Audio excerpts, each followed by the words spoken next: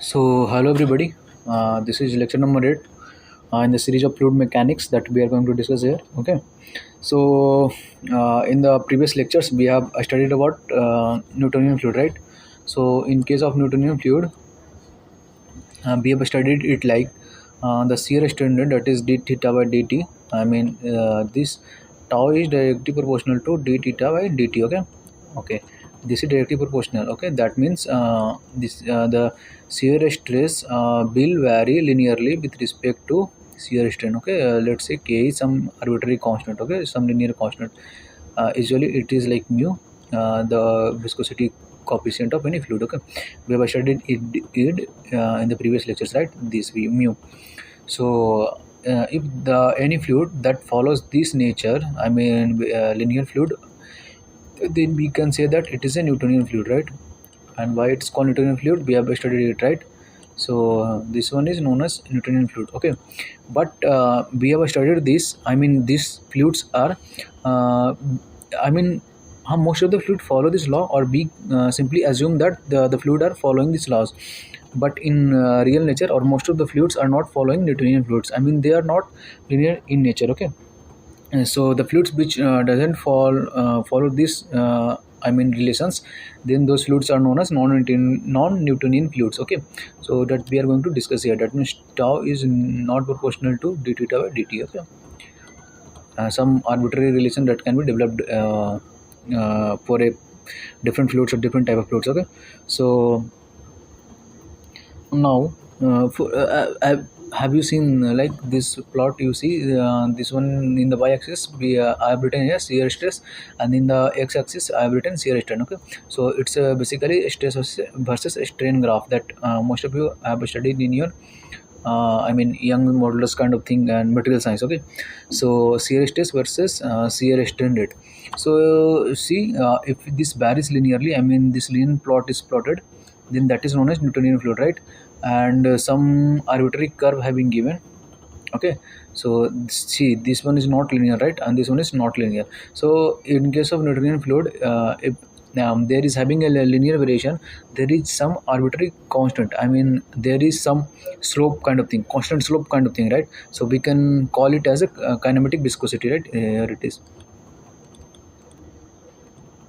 kinematic viscosity, right? Yeah. So but in case of dilatant or pseudoplastic, so don't worry about it, we will discuss it here.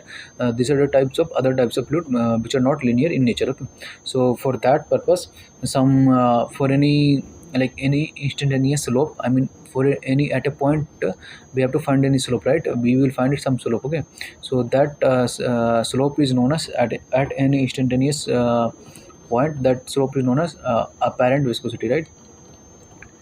Apparent viscosity. Okay, so this is an important term. Maybe they can be asked in your ESE or GATE examination. So please be aware of that. Okay, apparent viscosity. So as all of you know, right? What's apparent viscosity? Now you can know. Now the first velocity that we are going to discuss here, I mean not velocity, the type of fluid is dilatant. Okay, so this fluid are known as shear thickening fluid, right? So I mean, see, you can see the plot. If you increase the shear strain rate, so eventually, I mean, for a certain period of time, it's valid linearly, almost linearly, right? And after a certain point, if you just decrease almost a small amount of the strain, then the stress will increase. I mean, abruptly, right?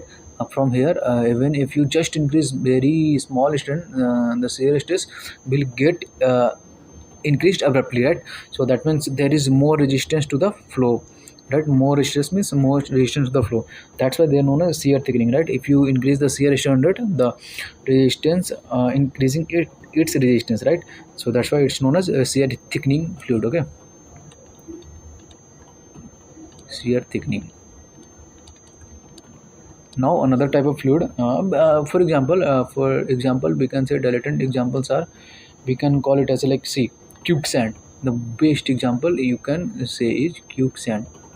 Okay, and now the second type of fluid that we are going to discuss here is pseudoplastic. Okay, so pseudoplastic means it is known as shear thinning. Okay, so now you can just observe the graph, and you can also infer from the naming that I have given here, shear thinning, right? So even if you increase a large amount of shear strain rate here, it will go something like this on a straight line.